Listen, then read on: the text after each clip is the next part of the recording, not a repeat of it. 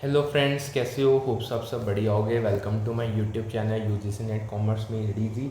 यहाँ पे आपको पेपर टू कॉमर्स का complete syllabus from unit 1 to unit 10 करवाया जा रहा है। यूनिट 4 बिजनेस फाइनेंस की हमारी चल रही है। अब हम उसमें अपना नेक्स्ट टॉपिक करने जा रहे हैं। देखो, कॉस्ट ऑफ कैपिटल का हमारा टॉपिक है। कॉस्ट ऑफ कैपिटल फर्म के लिए फंड्स ऑब्टेन करने का कॉस्ट होता है। ठीक है जी।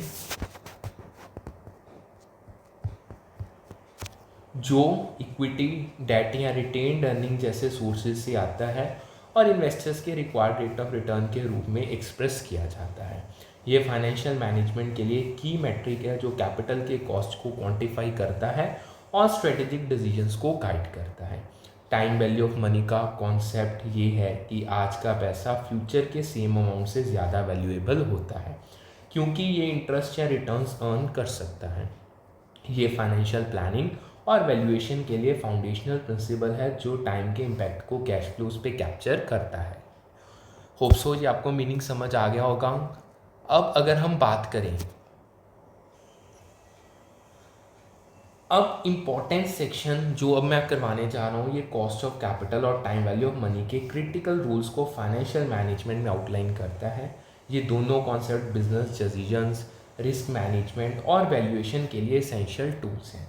सबसे पहला, इन्वेस्टमेंट डिसीजन में cost of capital project profitability valuate करने का बेंचमार्क होता है, जैसे एनपीवी और आईआरआर के थ्रू।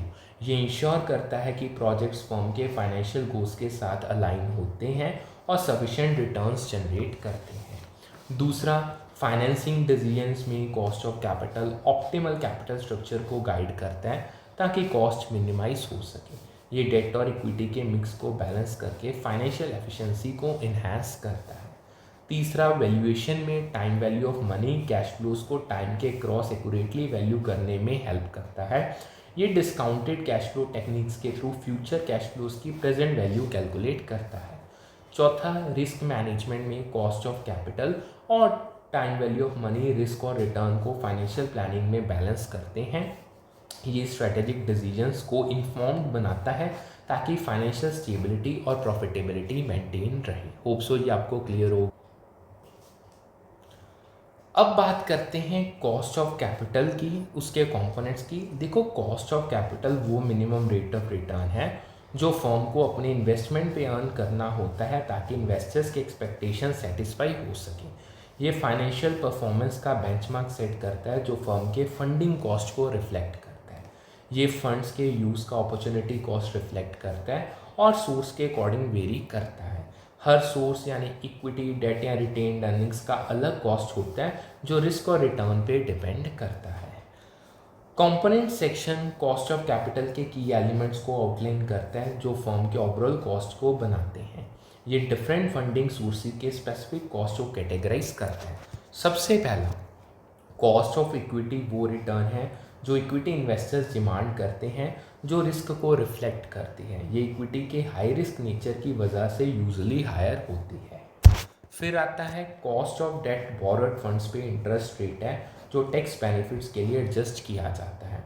ये डेट के टैक्स डिडक्टिबल नेचर की वजह से रिलेटिवली लो कॉस्ट को रिप्रेजेंट करता है। फिर आती है कॉस्ट ऑफ प्रेफर्ड स्टॉक। ये cost of preferred stock preferred shares पे डिविडेंड रेट है। ये फिक्स डिविडेंड ऑब्लिगेशन को रिफ्लेक्ट करता है जो इक्विटी और डेट के बीच एक हाइब्रिड कॉस्ट होती है। रिटेन्ड अर्निंग्स की बात करें तो रिटेन्ड अर्निंग्स का अपॉर्चुनिटी कॉस्ट री इन्वेस्टेड प्रॉफिट्स का होता है जो अक्सर के ई यानी कॉस्ट ऑफ इक्विटी के साथ अलाइन होता है। ये इंटरनल फंड्स के इम्प्लिसिट कॉस्ट को हाईलाइट करता है जो शेयर होल्डर्स के एक्सपेक्टेड रिटर्न से टाइट है। अब हम करने जा रहे हैं कैलकुलेशंस। यहाँ पे अब मैं calculation section cost of capital के कंपोनेंट्स के स्पेसिफिक कैलकुलेशंस को आपको डिस्कस करूँगा मैं। देखो, ये क्वांटिटेटिव मेथड्स को आउटलाइन करता है जो फाइनेंशियल एनालिसिस में यूज़ होते हैं। सबसे पहला, कॉस्ट ऑफ इक्विटी की अगर हम बात करें, कॉस्ट ऑफ इक्विटी के कैलकुलेशन मेथड्स फर्म के इक्विटी फाइनेंसिंग कॉस्ट को मेजर करते हैं। ये इन्वेस्टर्स के रिस्क और रिटर्न एक्सपेक्टेशंस को क्वांटिफाई करते हैं। डिविडेंड डिस्काउंट मॉडल डीडीएम में के ओ नेक्स्ट ईयर के डिविडेंड D1 को करंट शेयर प्राइस PO से डिवाइड करके और ग्रोथ रेट जी ऐड करके कैलकुलेट किया जाता है। यानी सिंपल अगर मैं आपको यहाँ पे मेंशन ही कर दूँ स्क्रीन पे, तो K E is equal to D1 divided by PO plus growth. ये इक्विटी वैल्यूएशन के लिए डिविडेंड बेस्ड अप्रोच को रिफ्लेक्ट करता है। इक्विटी शेयर कैपिटल का कॉस्ट जनरली डेट के कॉस्ट से हायर होता है, क्योंकि इक्विटी शेयर्स के साथ हायर रिस्क एसोसिएटेड होता है। ये इक्विटी के वोलेटाइल रिटर्न्स और रिस्क प्रीमियम को हाईलाइट करता है। इक्विटी शेयर होल्डर्स को फिक्स डिविडेंड रेट नहीं मिलता और वो कंपनी का रेजिडुअल रिस्क बियर करते हैं। ये इक्विटी के हाई रिस्क नेचर और अनसर्टेन रिटर्न्स को कैप्चर करता है। डेट के केस में अगर हम डेट की बात करें, डेट के केस में टिपिकली फिक्स्ड इंटरेस्ट रेट होता है और ये लेस रिस्की माना जाता है। ये डेट के प्रेडिक्टेबल रीपेमेंट स्ट्रक्चर और लो रिस्क प्रोफाइल को रिफ्लेक्ट करता है। कैपिटल एसेट प्राइसिंग मॉडल यानी कैपअप में CO capital price asset pricing model यानी कैपअप में के ई और के और कैप यानी सिंपल ये मान के चलो जो आपका के ओ है, आपका यहाँ पे मैं लिख ही देता हूँ। अगर हम कैपम की बात करें, कैपिटल एसेट प्राइसिंग मॉडल में जो के ओ है, ठीक है, वो रिस्क फ्री रेट में स्टॉक का रिस्क यानी बीटा और मार्केट रिटर्न यानी आरएम का प्रीमियम ऐड करके कैलकुलेट किया जाता है। ये सिस्टमेटिक रिस्क के बेसिस पे इक्विटी कॉस्ट को क्वांटिफाई करता है। यानी मैं सिंपल अगर कैपम में बताऊं तो K E is equal to R F plus beta R M minus R F, इस तरीके से इसकी कैलकुलेशन होती है। कॉस्ट ऑफ डेट सेक्शन, अब अगर बात करें डेट फाइनेंसिंग के कॉस्ट को कैलकुलेट करने के मेथड को डिस्कस करता है। ये डेट के टैक्स एडजस्टेड कॉस्ट को फाइनेंशियल एनालिसिस में क्लैरिफाई करता है। केडी को यील्ड टू मैच्योरिटी में 1 माइनस टैक्स रेट मल्टीप्लाई करके कैलकुलेट किया जाता है। यहाँ पे मैंने लिखा ही हुआ है, ये टैक्स शील्ड के इम्पैक्ट को डेट कॉस्ट पे रिफ्लेक्ट करता है। कॉस्ट ऑफ प्रेफर्ड स्टॉक का अगर सेक्शन की हम बात करें, ठीक है जी, ये सेक्शन प्रेफर्ड स्टॉक के कॉस्ट को कैलकुलेट करने के मेथड को आउटलाइन करता है। ये प्रेफर्ड शेयर के फिक्स डिविडेंड ऑब्लिगेशन को क्वांटिफाई करता है। केपी को डिविडेंड को प्रेफर्ड स्टॉक के मार्केट प्राइस से डिवाइड करके कैलकुलेट किया जाता है। ये प्रेफर्ड स्टॉक के कॉस्ट को सिंपल रेशियो बेस्ड अप्रोच से रिफ्लेक्ट करता है। यानी ये आपका फॉर्मूला मैंने यहाँ पे आपको दिया हुआ है, ठीक है जी। अब आगे चलते हैं। अब नेक्स्ट हमारा जो टॉपिक आता है वो आता है weighted average cost of capital. देखो WACC सेक्शन फर्म के ओवरऑल कॉस्ट ऑफ कैपिटल को कैलकुलेट करने का मेथड डिस्कस करता है। ये कैपिटल स्ट्रक्चर के डिफरेंट कंपोनेंट्स के वेटेड कॉस्ट को इंटीग्रेट करता है। इसमें देखो WACC सभी कैपिटल सोर्सेज के एवरेज कॉस्ट को रिप्रेजेंट करता है जो फर्म के कैपिटल स्ट्रक्चर में उनके प्रपोर्शन से वेटेड होते हैं। ये फर्म के ओवरऑल फाइनेंसिंग कॉस्ट को एक सिंगल मेट्रिक में समराइज करता है। WACC फॉर्मूला इक्विटी, डेट और प्रेफर्ड स्टॉक के कॉस्ट को उनके प्रपोर्शन यानी E divided by V, D divided by P और P डिवाइडेड बाई V से मल्टीप्लाई करके और ऐड करके कैलकुलेट किया जाता है, जहां V टोटल कैपिटल है, ठीक है जी, यानी दिस वन। ये कैपिटल स्ट्रक्चर के वेटेड कंट्रीब्यूशन को रिफ्लेक्ट करता है। अब ना एक प्रीवियस ईयर क्वेश्चन करवाने जा रहा हूँ मैं आपको, डैट इज इनकरेक्ट स्टेटमेंट के रिलेटेड था। अब ये बेसिकली ना इकोनॉमिक्स का भी कह लो या फाइनेंस में भी पूछा जा सकता है। देखो अब एवरेज कॉस्ट और मार्जिनल कॉस्ट के रिलेशनशिप को हम एनालाइज करते हैं। बेसिकली ना ये इकोनॉमिक्स का ही ज़्यादा क्वेश्चन है। ये कॉस्ट थ्योरी के फंडामेंटल प्रिंसिपल्स को क्लैरिफाई करेगा। ये एक्चुअली वहाँ पे रह गया था करवाना, इसीलिए मैं आपको अभी करवा रहा हूँ। देखो EC और MC का रिलेशनशिप कॉस्ट थ्योरी का फंडामेंटल एस्पेक्ट है। ये प्रोडक्शन और कॉस्ट बिहेवियर के इकोनॉमिक प्रिंसिपल्स को हाईलाइट करता है। अब ऑप्शन के अकॉर्डिंग जो दी थी इसमें, जब AC कांस्टेंट है, AC MC के बराबर जो है ये गलत है, जो करेक्ट आंसर माना गया है। ये स्टेटमेंट के ट्रूथफुलनेस को क्वेश्चन के कॉन्टेक्स्ट में अब इवेल्यूएट हम करेंगे। ध्यान से समझो, उन्होंने कहा था when AC is constant AC is equal to MC is not true. देखो अब जो एनालिसिस में आपको एसी और एमसी के रिलेशनशिप के डिटेल में करने जा रहा हूँ उससे ये आपको क्लियर होगा। देखो एसी और एमसी के रिलेशनशिप के स्पेसिफिक केसेस को डिस्कस करते हैं। ये स्टेटमेंट के वैलिडिटी और इकोनॉमिक थ्योरी के कॉन्टेक्स्ट में असेस करते हैं। जब एसी कांस्टेंट है तो ये इम्प्लाई करता है कि टोटल कॉस्ट आउटपुट के साथ लीनियरली इंक्रीज होती है। ये कॉस्ट बिहेवियर के लीनियर रिलेशनशिप को प्रोडक्शन में रिफ्लेक्ट करता है। एसी के कांस्टेंट होने के लिए एमसी को उस आउटपुट लेवल पे एसी के इक्वल होना चाहिए, क्योंकि एमसी एक एक्स्ट्रा यूनिट प्रोड्यूस करने का एडिशनल कॉस्ट रिप्रेजेंट करता है। ये एसी और एमसी के इक्विलिब्रियम पॉइंट को हाईलाइट करता है। इकोनॉमिक थ्योरी में ये स्टेटमेंट सही है। जब एसी मिनिमम या कांस्टेंट है, एमसी एसी के बराबर होता है। ये कॉस्ट कर्व के स्टैंडर्ड बिहेवियर को रिफ्लेक्ट करता है। अब ऑप्शन 3 जो इसका था वो इनकरेक्ट लेबल था। अब बेसिकली ऑप्शन को आप छोड़ो क्योंकि आपके पास ऑप्शंस दिए हैं, बस ये समझ लो मैंने जो आपका टॉपिक करवाया उसकी मैंने आपको एक्सप्लेनेशन दी दी है। सभी ऑप्शन का अगर आपका जितनी भी वहाँ पे दी थी मैं उनका भी आपको एक बार इवैल्यूएशन बता देता हूँ। सबसे एक ऑप्शन थी, देखो जब एमसी फॉल कर रहा है तो एमसी का रेट ऑफ फॉल ईसी के रेट ऑफ फॉल से ज़्यादा होता है। ये बिल्कुल वहाँ पे ठीक कहा गया था। ये एमसी के फास्टर डिक्लाइन और ईसी के एवरेजिंग इफेक्ट को रिफ्लेक्ट करता है। एमसी के फॉल करने से ईसी भी नीचे जाता है, लेकिन एवरेजिंग इफेक्ट की वजह से ईसी ज़्यादा धीरे फॉल करता है, इसीलिए एमसी का रेट ऑफ फॉल ज़्यादा होता है। ये कॉस्ट कर्व के डायनामिक इंटरेक्शन को हाईलाइट करता है। जब एमसी इंक्रीज करता है एसी भी इंक्रीज करता है, लेकिन लोअर रेट पे, जो बिल्कुल ठीक था। ये एमसी के राइज का एसी पे ग्रेजुअल इम्पैक्ट को रिफ्लेक्ट करता है। एक आउटपुट रेंज में एमसी इंक्रीज शुरू होता है जबकि एसी डिक्रीज करता रहता है, जो बिल्कुल ठीक था। ये डिमिनिशिंग रिटर्न्स के इफेक्ट और एसी के लैगिंग बिहेवियर को कैप्चर करता है। जब एसी कांस्टेंट है यानी एसी एमसी के बराबर होता है, जो बिल्कुल ठीक था। और ये चीज़ गलत नहीं है, ये उन्होंने कंफ्यूज करने के लिए आपको गलत कही थी। ये इकोनॉमिक थियरी के स्टैंडर्ड प्रिंसिपल है। एसी के मिनिमम पॉइंट पे या जब एसी कांस्टेंट है, एमसी एसी को इंटरसेक्ट करता है, इसीलिए एमसी एसी के बराबर होता है। ये कॉस्ट कर्व इंटरसेक्शन पॉइंट को हाईलाइट करता है। ये एक स्टैंडर्ड प्रॉपर्टी है जो सजेस्ट करती है कि जो ये ऑप्शन थी ये गलत है। ठीक है जी। सो मैंने आपको इसकी क्लैरिफिकेशन दे दी है। अब एक और ऑप्शन थी, देखो एमसी कर्व एसी कर्व को उसके मिनिमम पॉइंट पे इंटरसेक्ट करता है, जो ठीक है। ये कॉस्ट कर्व्स के ग्राफिकल बिहेवियर को रिफ्लेक्ट करता है। एमसी कर्व एसी कर्व को मिनिमम पॉइंट पे इंटरसेक्ट करते हैं क्योंकि एमसी जब एसी से नीचे होता है तो एसी रिड्यूस होता है, और जब ऊपर होता है तो एसी इंक्रीज होता है। ये एमसी और एसी के डायनामिक रिलेशनशिप को कैप्चर करता है।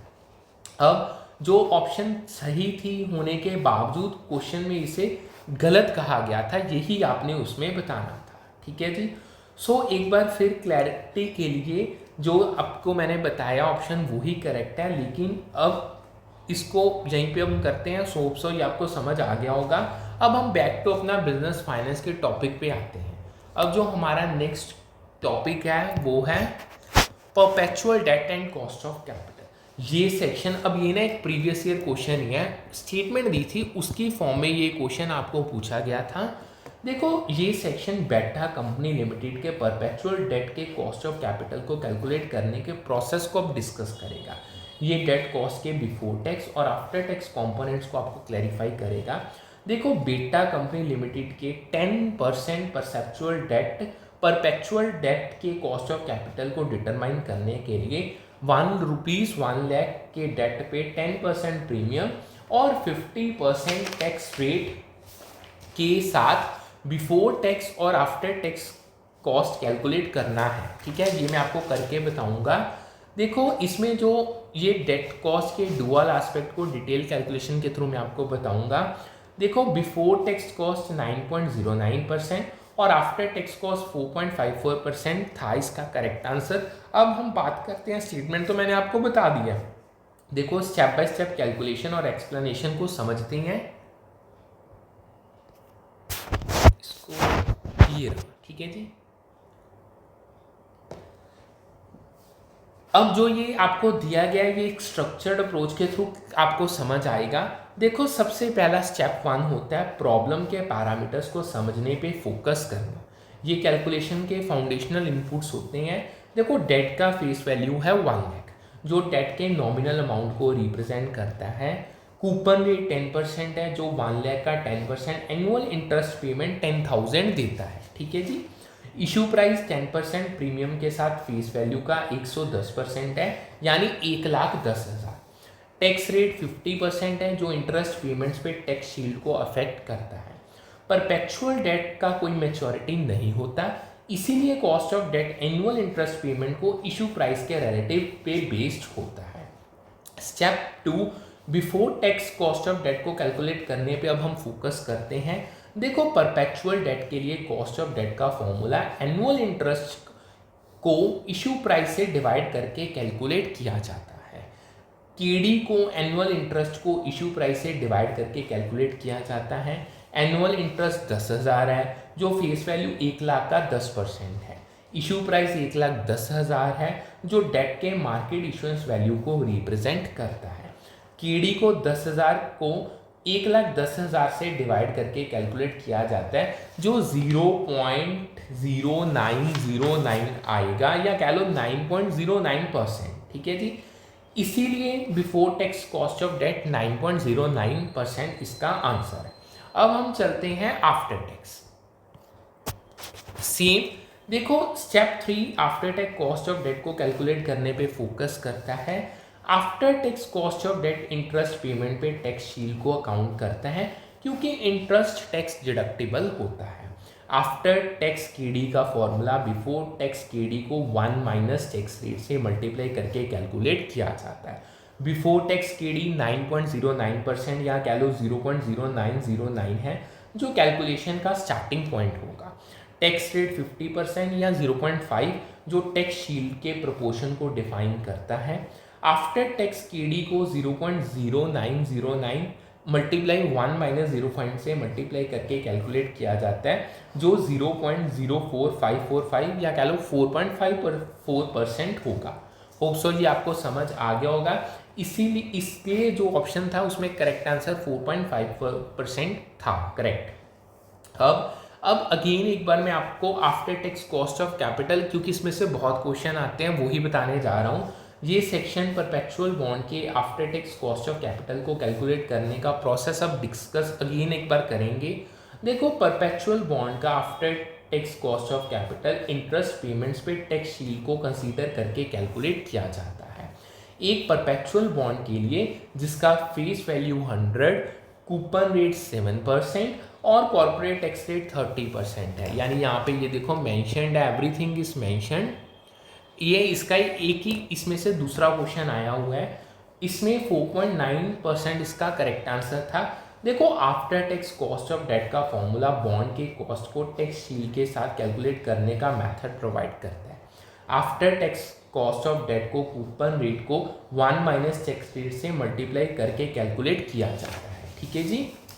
स्टेप 1 अगर बताऊं, कैलकुलेशन के लिए पैरामीटर्स को आइडेंटिफाई करना। ठीक है, पैरामीटर्स की बात करें तो कूपन रेट 7% कह लो या 0.07 है, जो बॉन्ड के एनुअल इंटरेस्ट पेमेंट को रिप्रेजेंट करता है।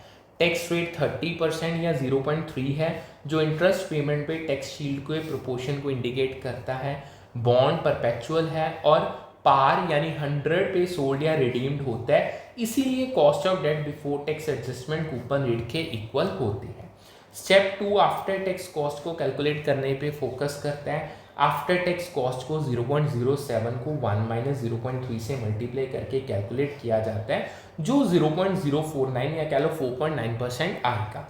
टैक्स शील्ड इंटरेस्ट पेमेंट के टैक्स डिडक्टेबल होने की वजह से अफेक्टिव कॉस्ट ऑफ डेट को रिड्यूस करता है, जिससे कंपनी का बोरिंग कॉस्ट कम होता है। सो होप सो ये आपको यहाँ से अच्छे से क्लियर होगा। अब यहाँ पे ये तो होता है कंप्लीट। अब हम चलते हैं अपने नेक्स्ट टॉपिक पे, टाइम वैल्यू ऑफ मनी पे।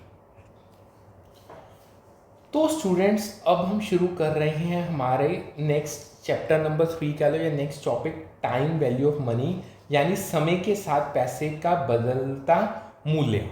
ये कॉन्सेप्ट पूरे फाइनेंशियल मैनेजमेंट का आधार है, इसके बिना हम आगे के टॉपिक जैसे कैपिटल बजटिंग या वैल्यूएशन नहीं समझ सकते। देखो, इसका सबसे बुनियादी सिद्धांत या कह लो सबसे बेसिक फाउंडेशन ये है कि आज आपके हाथ में जो 1 रुपया है उसकी कीमत भविष्य में मिलने वाले 1 रुपये से कहीं ज़्यादा है।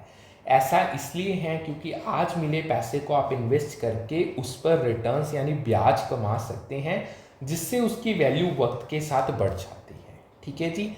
अब इसमें आते हैं प्रिंसिपल्स को समझते हैं। ये मैंने आपको बता दिया है। दैट इज, देखो प्रिंसिपल्स की बात करें, पहला प्रिंसिपल है अपॉर्चुनिटी कॉस्ट यानी अवसर लागत जिसे कहा जाता है। अगर आपके पास आज पैसा है तो आप उसे इन्वेस्ट करके रिटर्न कमाने का मौका यानी अपॉर्चुनिटी रखते हैं। अगर आप ऐसा नहीं करते तो आप वो पोटेंशियल रिटर्न खो रहे हैं और यही खोया हुआ रिटर्न आपका अपॉर्चुनिटी कॉस्ट है। दूसरा कारण है इन्फ्लेशन यानी महंगाई। वक्त के साथ चीज़ों का दाम बढ़ते हैं, जिससे पैसे की खरीदने की शक्ति यानी परचेजिंग पावर कम हो जाती है। इसीलिए फ्यूचर में मिलने वाले उतने ही पैसों से आप कम चीज़ें खरीद पाएंगे। तीसरा फैक्टर है रिस्क। फ्यूचर हमेशा अनिश्चित यानी अनसर्टेन होता है। हो सकता है कि आपको फ्यूचर में मिलने वाला पैसा मिले ही ना। इस अनसर्टेनिटी को सहन करने के लिए कोई भी समझदार इन्वेस्टर एक एक्स्ट्रा कॉम्पेंसेशन चाहेगा, जिसे हम रिस्क प्रीमियम कहते हैं। एक सिंपल सा उदाहरण देखिए। आज 1 लाख यानी 1 लाख को 8% ब्याज दर पर इन्वेस्ट करना 5 साल बाद मिलने वाला 1 लाख से बेहतर है, क्योंकि आज इन्वेस्ट किया गया पैसा 5 साल में ब्याज कमाकर 1 लाख से कहीं ज़्यादा हो जाएगा, जबकि 5 साल बाद मिलने वाला 1 लाख की आज की परचेजिंग पावर बहुत कम होगी। ठीक है जी। अब ना टेक्निक्स करने जा रहे हैं हम। देखो, हमारी पहली टेक्निक है कंपाउंडिंग।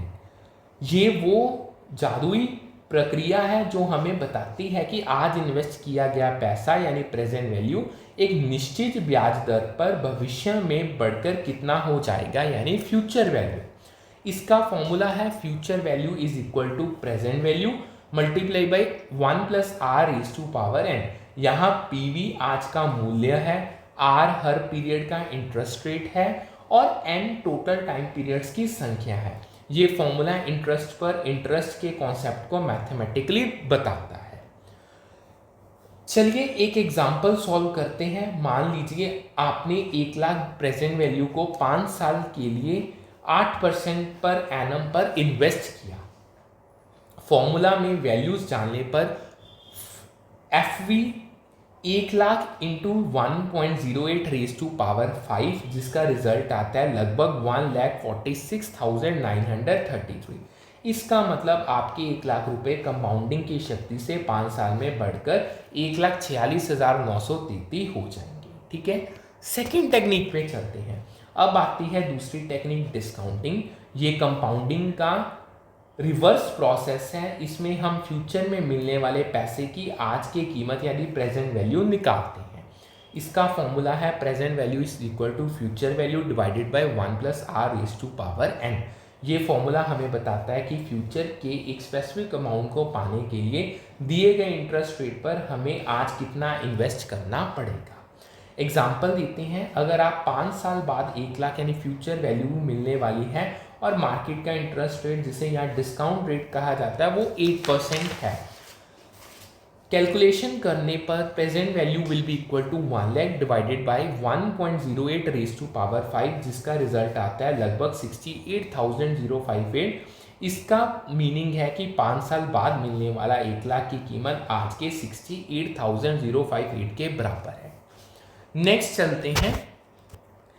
नेक्स्ट कॉन्सेप्ट है एन्युटीज। ये एक निश्चित समय तक रेगुलर इंटरवल्स पर की जाने वाली एक समान राशि की पेमेंट या रिसिप्ट की सीरीज होती हैं, जैसे आपकी लोन, EMI या पेंशन। अगर आपको ऐसी सीरीज ऑफ फ्यूचर पेमेंट्स की आज की कॉम्बाइंड वैल्यू निकालनी है तो हम प्रेजेंट वैल्यू ऑफ एन्युटी का फॉर्मूला यूज करते हैं। इसका फॉर्मूला है present value is equal to C multiply by 1 minus bracket में 1 + r⁴ n, उसको R से डिवाइड कर दो। जहां सी हर पीरियड की फिक्स्ड पेमेंट है। वैसे ही अगर आपको जानना है कि रेगुलर इन्वेस्टमेंट जैसे एसआईपी की सीरीज फ्यूचर में कितनी हो जाएगी, तो हम फ्यूचर वैल्यू ऑफ एन्युटी का फॉर्मूला लगाते हैं। इसका फॉर्मूला है future value is equal to C multiplied by 1 plus R is to power N minus 1, उसको डिवाइड करेंगे आर के साथ। एक एन्युटी का एग्जाम्पल लेते हैं। मान लीजिए आपको 5 साल तक हर साल 10,000 मिलेंगे और इंटरेस्ट रेट 8% है। हमें इन सारे फ्यूचर पेमेंट्स की आज की टोटल वैल्यू निकालनी है। फॉर्मूला में वैल्यूज पुट करने पर हमें पीवी यानी प्रेजेंट वैल्यू मिलती है 39,927। ध्यान देना, आपको मिलेगा टोटल 50,000, ब्रैकेट में उसको मल्टीप्लाई करो 10,000 इंटू 5, लेकिन उनकी आज की कीमत सिर्फ 39,927 है due to time value of money. Hope so ये आपको समझ आ गया होगा। अब आगे चलते हैं। टीवीएम का सबसे बड़ा प्रैक्टिकल यूज है इन्वेस्टमेंट अप्रेजल। हमारा टॉपिक है applications in financial decision making. उसमें सबसे पहला आता है इन्वेस्टमेंट अप्रेजल करना, यानी बड़े बड़े प्रोजेक्ट्स के मूल्यांकन करना कि उनमें पैसा लगाना चाहिए या नहीं।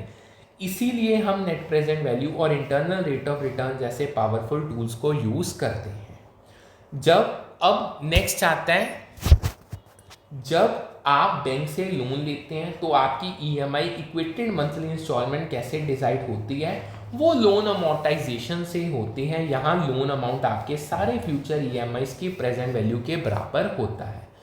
कैपिटल बजटिंग में कंपनीज बड़े बड़े प्रोजेक्ट्स जैसे न्यू फैक्ट्री लगाना में इन्वेस्ट करने का डिसीजन लेती हैं।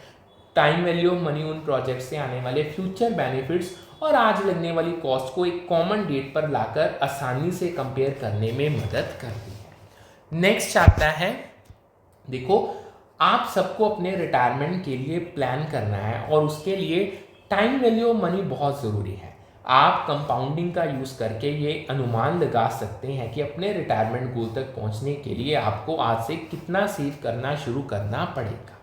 ये एक प्रैक्टिकल रियल वर्ल्ड एग्जांपल अब मैं आपको देता हूँ। एक इंडियन कंपनी 2025 में एक 200 करोड़ के प्रोजेक्ट का मूल्यांकन कर रही है, वैल्यूएशन कर रही है। वो प्रोजेक्ट के फ्यूचर कैश फ्लोज को अपनी weighted average cost of capital से डिस्काउंट करके एनपीवी निकालेगी और अगर एनपीवी पॉजिटिव आती है तभी उस प्रोजेक्ट में इन्वेस्ट करेगी। अब ना आपको एक प्रीवियस ईयर क्वेश्चन करवाने जा रहा हूँ। देखो स्टेटमेंट्स के रिगार्डिंग ये क्वेश्चन था। ये अब जो उन्होंने कहा था कि time value of money is a financial concept recognizing that money available today is worth more than the same amount in the future due to its potential earning capacity. ये line time value of money की core definition को दोहराती है। ये एक financial concept है जो इस बात पर जोर देता है कि पैसे की अर्निंग कैपेसिटी के कारण आज प्राप्त धन भविष्य में यानी फ्यूचर में प्राप्त होने वाले समान धन के अधिक मूल्यवान होगा, उससे ज़्यादा होगा। ठीक है, तो यहाँ एक मल्टीपल चॉइस क्वेश्चन के एनालिसिस अब मैं आपको बताने जा रहा हूँ जिसमें सही स्टेटमेंट थी। चलिए अब हम हर स्टेटमेंट को लॉजिक और टीवीएम के प्रिंसिपल्स के आधार पे मैं आपको एक बार बताता हूँ। देखो पहला स्टेटमेंट जो बिल्कुल ठीक था, आज आपके पास जो पैसा है उस पर आप ब्याज कमा सकते हैं या अगर उधार लिया है तो ब्याज बचा सकते हैं, यानी earning potential time value of money के मूल आधार है। ये अब एक और स्टेटमेंट सुनो, the money which is receivable at present has less value than the money receivable in future. ये गलत था। ये स्टेटमेंट सीधे सीधे टीवीएम के कॉन्सेप्ट के खिलाफ है, इसीलिए ये गलत था। असल में आज मिलने वाले पैसे की वैल्यू फ्यूचर में मिलने वाले पैसे से हमेशा ज़्यादा होती है, because you can invest in a right way. तीसरी स्टेटमेंट सुनो, the relationship that exist between the value of money receivable at present and the value of money receivable in future is referred as time value of money. ये statement भी बिल्कुल सही है। TVM असल में present value और future value के बीच के क्वांटिटेटिव रिलेशनशिप को ही डिस्क्राइब करता है, जिसे हम इंटरेस्ट रेट और टाइम पीरियड के जरिए मैथमेटिकली डिफाइन करते हैं। ये अब चौथी स्टेटमेंट सुनो, value of money receivable at present is equal to value of money receivable in future time value of money. ये गलत है। ये स्टेटमेंट मैथमेटिकल रूप से गलत है। प्रेजेंट वैल्यू निकालने के लिए हम फ्यूचर वैल्यू से कुछ सब्ट्रैक्ट नहीं करते, बल्कि हम फ्यूचर वैल्यू को 1+r⁻t फैक्टर से डिस्काउंट या डिवाइड करते हैं। ये एक मल्टीप्लिकेटिव रिलेशनशिप है, सब्ट्रैक्टिव नहीं। पांचवी स्टेटमेंट थी future value of money is the value of money held presently at some given future time at a given rate of interest. ये ठीक था। ये स्टेटमेंट फ्यूचर वैल्यू की एक परफेक्ट डेफिनेशन है, इसीलिए ये बिल्कुल सही है। फ्यूचर वैल्यू ये बताता है कि आज का पैसा प्रेजेंट वैल्यू यानी एक दिए गए इंटरेस्ट रेट पर एक निश्चित समय टी के बाद बढ़कर कितना हो जाएगा। सो होप सो ये आपको अच्छे से समझ आ गया होगा। सो करते हैं आज का सेशन यहीं पे वाइंड अप, फिर मिलते हैं with a new session with a new set of topics. Thank you.